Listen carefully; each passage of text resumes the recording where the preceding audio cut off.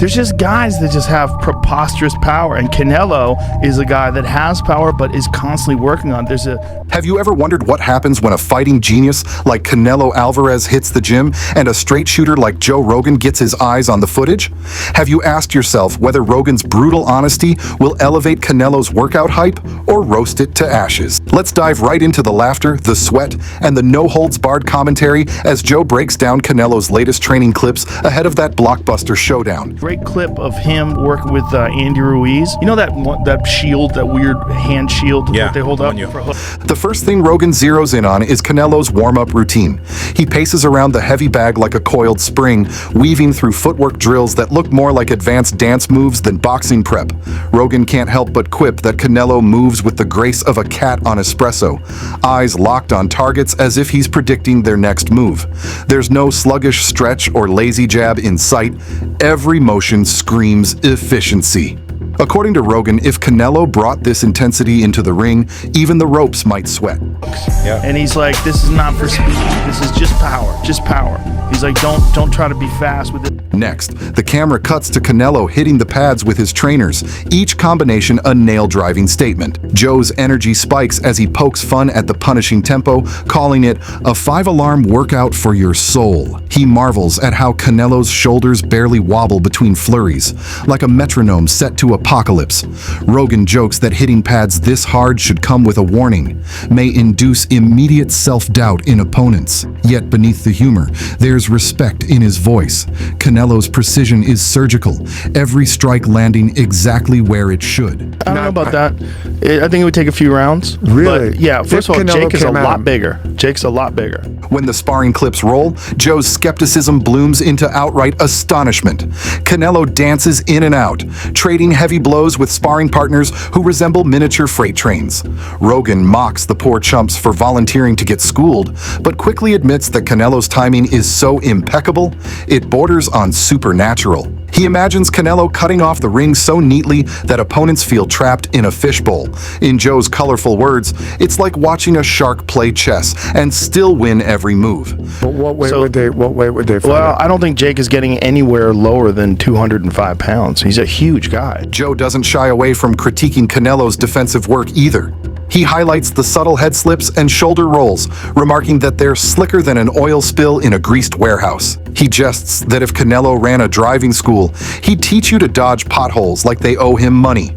Despite the jabs, Joe concedes these movements are vital. Against someone as explosive as Terrence Crawford, you need to vanish like a ghost. He warns that any lapse could spell disaster in that ring. But so Canelo would let him fight at 205? I think that would be the case. I think Canelo, when he got to 175, when he was fighting light heavyweight. As the footage shows Canelo on the speedbag, Joe's tone shifts to a mock conspiracy. He speculates that Canelo's rhythm drills must include secret voodoo chants to hypnotize opponents. He laughs at the blur of fists, saying if you blinked, you'd miss 1,000 punches. Yet he underlines that speedbag work builds the kind of reflexes that turn wild swings into polite suggestions. With a smirk, Rogan claims Canelo's trainers should patent that combo as the brain rewirer. Then comes the strength and conditioning segment. Rope climbs, weighted sprints, and brutal core exercises. Joe puffs out his chest, playfully daring Canelo to include a few hundred push-ups for good measure. He's both entertained and impressed by the sheer volume, calling it a masterclass in forced humility. Rogan warns that if you try this at home, your furniture might file a restraining order. But he acknowledges that such intensity is exactly what keeps Canelo's body ready for the war zone of 12 demanding rounds. And he still fluctuates between 68 and 75. I feel like he probably weighs 190 when he's walking around, so he would probably weigh 190. Midway through, Rogan pauses to question the narrative around weight jumps. He wonders aloud if gaining pounds might slow Canelo's pirouettes. Yet he's quick to note that this footage shows no slowdown. If anything, Canelo moved lighter than some fighters half his size. Joe sarcastically suggests Canelo's body might be running on a secret battery pack. Despite the jests, there's genuine admiration. Adapting to a higher weight class is a challenge, and Canelo looks like he's meeting it head on. and Jake would weigh over 200. They would probably fight either at cruiserweight or they would fight at... At one point, Rogan spots a brief moment of rest, Canelo catching his breath between circuits. Joe leans into it, joking that Canelo treats rest like a rare Pokemon, but within that break is evidence of discipline. Canelo's control of pace, breathing, and heart rate speaks volumes. Rogan reminds viewers that champions know when to hammer and when to pause. He quips that even legends need a moment to polish their crowns. heavyweight. But didn't Tommy Fury take Jake Paul? No, he beat him, but it was a very good fight. It was a very good But fight. that's what I'm saying. The camera then zooms in on Canelo's footwork drills, ladders, cones, and rapid retreats. Joe lights up, calling it traffic cone ballet. He jests that if Canelo ever retired, he could star in a fitness infomercial.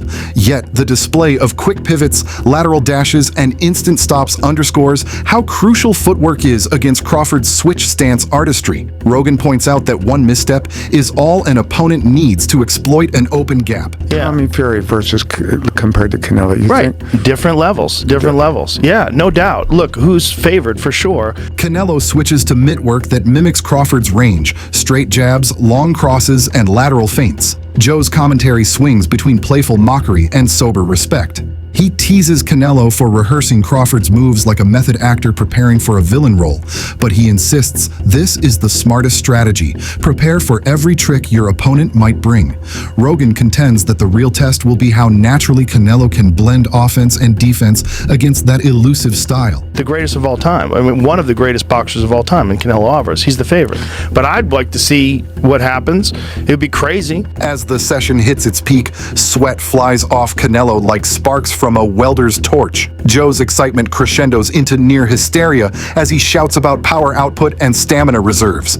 He jokes that after this workout, Canelo could run a marathon in full boxing gear while solving calculus problems. The sheer ferocity on display turns Rogan into a lion roaring approval.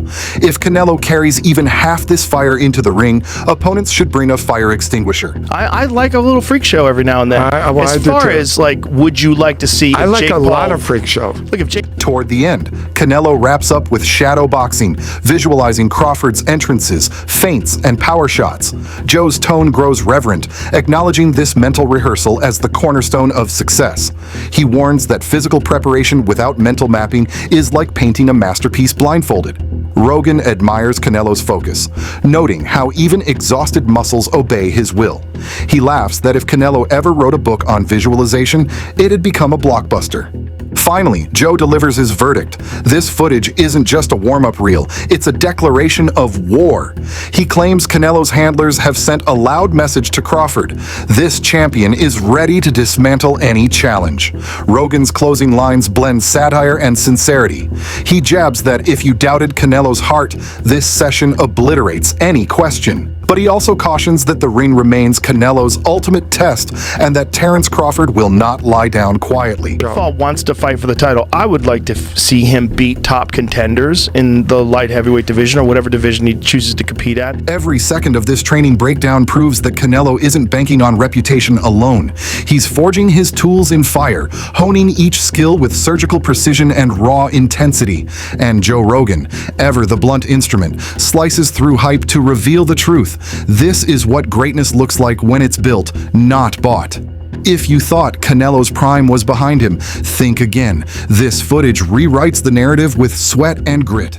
And then eventually fight for a title. Yeah. But are the fights even real? Like the Tyson fight? Moving deeper into the footage, the next sequence throws Canelo into a brutal cycle of resistance band drills.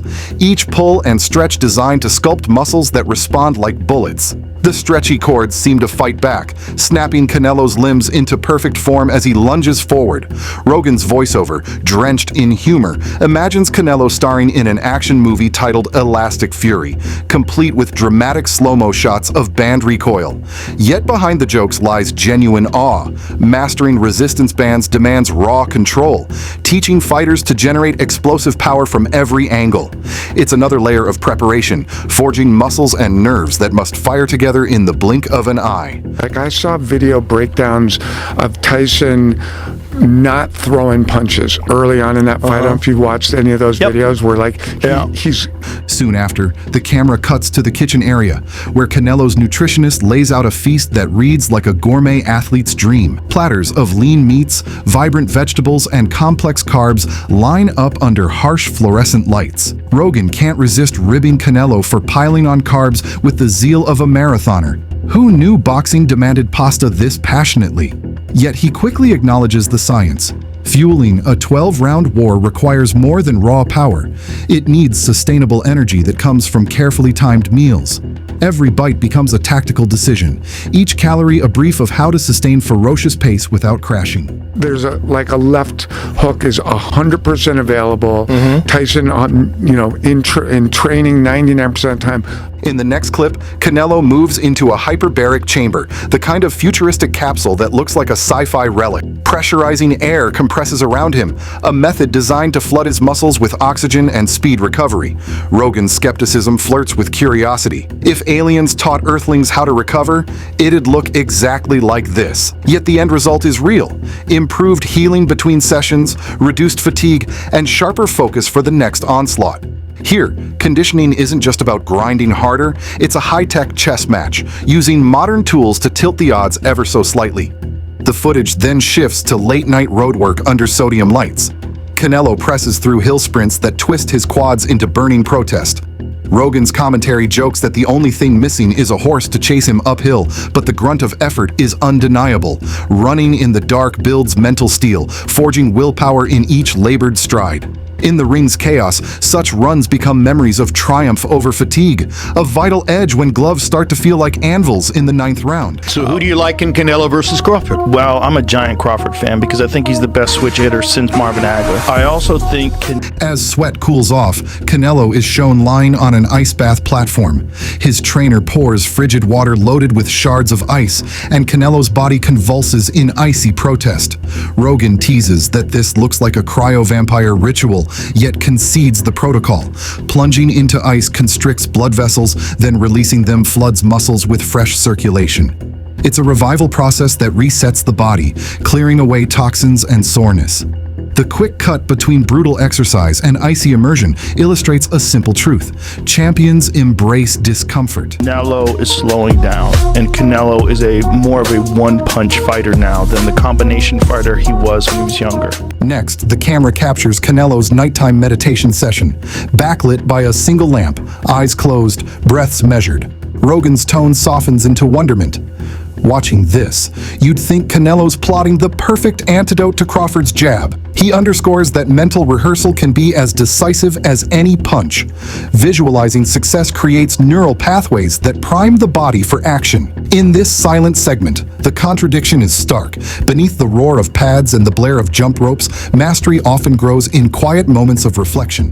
Do you think Terence Crawford can beat Canelo Alvarez? Yeah, I think he can win. Okay. I don't know if he's going to win, but I think he can win. Morning breaks again, and Canelo is back under ropes, practicing evasion drills with trainers who swing cords at his head. Each miss, each lean away, is calculated to mimic a real opponent's unpredictable strikes. Rogan laughs at the absurdity. It's like trying to duck a swarm of bees armed with boxing gloves, but he marks the brilliance. Training like this turns instinct into weaponry, so reflexes respond automatically under duress. When a glove soars straight at your temple, you move before thought even flickers. He's going to have to box a brilliant fight. If Ray Leonard could beat Marvelous Marvin Hagler, then Terence Crawford can beat Canelo Alvarez. The following montage shows Canelo's hand-eye coordination exercises using a small ball attached to a headband. The nylon cord whips the ball around, forcing Canelo to track and deflect without losing balance. Rogan quips that if you stare too long, you might lose your lunch, yet concedes the drill's merit: pinpoint timing, split-second focus, and unwavering stance. In the blur of the cage, these micro-moves become the difference between a grazing shot and a knockout blow. Why do you say that? Same equation. Get in, get out. Get in, get out. Yeah. Over and over and over. A subtle shift occurs when the footage pans to Canelo working with a punching sled, pounding the heavy apparatus with full force. The sled rebounds unpredictably, sending reverberations up the arms and through the core. Joe's critique is unflinching. This looks like beating up a haunted mailbox, he deadpans. Yet each strike charges Canelo's muscles for the real thing, teaching him to drive weight from foot through fist. Conditioning drills like this build the kind of ironclad resilience that wavers under pressure. He's got to figure the angles and the approaches that will allow him to step in, land to the body, or occasionally upstairs, and then get out. Then, in a darkened gym corner, Canelo practices rope skipping under a single bulb. His timing is so precise that the rope's hum matches a heartbeat. Rogan marvels, joking that if boxing fails, Canelo could audition for Cirque du Soleil. But the sport demands more than brute strength. Rhythm is a fighter's currency. Jump roping trains stamina while sharpening footwork, forging a fluid dance that hides lethal intent. When he fought Canelo and he was like standing right in front of Canelo and Canelo's just whiffing, it was a life lesson. And then you look at how good Canelo's head. Later, Canelo tackles a partner-resistant sprint, wearing a harness tethered to a trainer who stands firm. Each dash feels like swimming through molasses, but Canelo powers forward, legs churning in perfect sync. Rogan laughs at the look of sheer grit but credits the drill's genius. Building acceleration against resistance creates a launch pad for explosive attacks. In the ring, a split-second burst can flip momentum, and training to sprint through fatigue can seal victory. The session moves to wall ball throws, where Canelo slams a heavy medicine ball against concrete with full torque. The echoes fill the cavernous gym, each crack a testament to raw rotational power. Joe's voice trembles with humor as he bets the walls file restraining orders. Yet twisting drills like this mimic the body's core rotation during hooks and crosses, strengthening the spine, hips, and shoulders to unleash knockout potency. Movement got after that fight when he realized it. I mean, my God, when he fought Danny Jacobs and Canelo. Toward the end of the day, Canelo and his team break into dynamic stretch circuits, pull-eyed stretches, partner-assisted bends, and deep lunges. Rogan playfully grumbles about contortionism, but notes the value. Flexibility can be a lifesaver, bending just enough to evade punches without compromising structure. Fighters with supple bodies suffer fewer injuries and recover faster, a subtle advantage often overlooked. Canelo's just standing right in front of him, bobbing. That's all what he learned from fighting Floyd. As twilight settles, the camera follows Canelo into the sauna, steam swirling around as he leans forward in quiet determination. Rogan imagines the sauna doubling as a dragon's lair, testing Canelo's heat tolerance. In reality, heat exposure flushes toxins and stimulates cardiovascular function, preparing the body to endure the furnace of the ring. This ritual of sweat and steam rounds off a day of systematic torture, translating into a warrior's edge when stakes skyrocket. The next morning, a bleary Canelo lifts kettlebells in a high-intensity endurance circuit. He snatches and swings with precision, each rep a drill in timing and grip strength. Rogan quips that these bells must feel like sledgehammers, yet he acknowledges how grip holds can decide clinch battles. A handful of trained muscles can lock an opponent in place, turning close quarters into confessions of defeat. What do you think about Canelo going up and fighting Kovalev? Kind of crazy. You know what? You know what? So big. You know, I don't. Shift now to agility bag work. Canelo darts between small sandbags laid on the floor, pivoting and shuffling to improve lateral movement. Rogan describes it as playing hopscotch with a deadbeat X, but the drill's payoff is clear. Rapid lateral motion cuts off angles, disrupts an opponent's rhythm, and creates openings for counters. Against a switch hitter like Crawford, misdirection and quick shifts become indispensable. I think I'm rubbish at predicting fights. I am. I watch You're all the rubbish time. at predicting fights. For Americans, that means he's not. In a rare glimpse of downtime, Canelo interacts with his team, offering nods and short jokes before diving back into work. Rogan chuckles at the contrast. One moment he's tossing destructive punches, the next he's trading dad jokes with his crew. These moments strengthen trust, forging bonds that keep a team synchronized under stress. A fighter may be lone under lights, but victory is built on collective dedication. Sorry, I'm terrible at that. He's Sorry rubbish. No, I'm really bad at predicting fights. Back under lights, Canelo tackles mimic sparring sessions where partners replicate Crawford's stance and favored combinations. Joe grins as he notes the theatricality. You'd think they'd hand out scripts before each round. Yet this is no theater. It's drilling specific scenarios so Canelo's reflexes can adapt seamlessly. Familiarity with an opponent's patterns breeds confidence, turning uncertainty into opportunity. We have a boxing group on WhatsApp, the boxing thing it's called, and I always get it wrong. In the penultimate clip, Canelo shadows entire rounds of imaginary combat, weaving offense and defense in one fluid dance. Rogan's tone turns reverent. Shadow boxing is therapy for the fight soul. Without real contact, the mind and muscles synchronize, rehearsing the symphony of movement needed for seamless performance. Here, every feint, pivot, and punch is a note in an orchestral masterpiece poised to erupt under the ring lights. Finally, Canelo ends with a cool-down jog around the gym's perimeter. The hum of fluorescent lights accompanies his steady strides, each breath deeper than the last. Rogan reflects that even minimal movement after exhaustion helps flush lactic acid and solidify gains. This jog encapsulates the day's cycle, from brutal drills to measured recovery, each step building the fighter he will be. My favorite fight, I've had a lot of favorite fights, but one of my favorites was the Canelo fight, because it was just a masterclass. Yeah. Masterclass in just... After nearly an hour of play-by-play, Joe Rogan delivers an impassioned finale. This isn't just training footage, it's a manifesto of relentless pursuit. He hammers home that between these sweat-soaked minutes lies the blueprint for greatness. Every drill, meal, and meditation session feeds into a singular goal, turning Canelo's body and mind into a weapon honed for destruction. Now that the extra training layers have been revealed, the real question emerges: can Terrence Crawford withstand this onslaught? Will Crawford's speed and switch stance magic outwit the furnace Canelo has built? Or will Canelo's iron conditioning and indomitable will overpower every tactic he faces?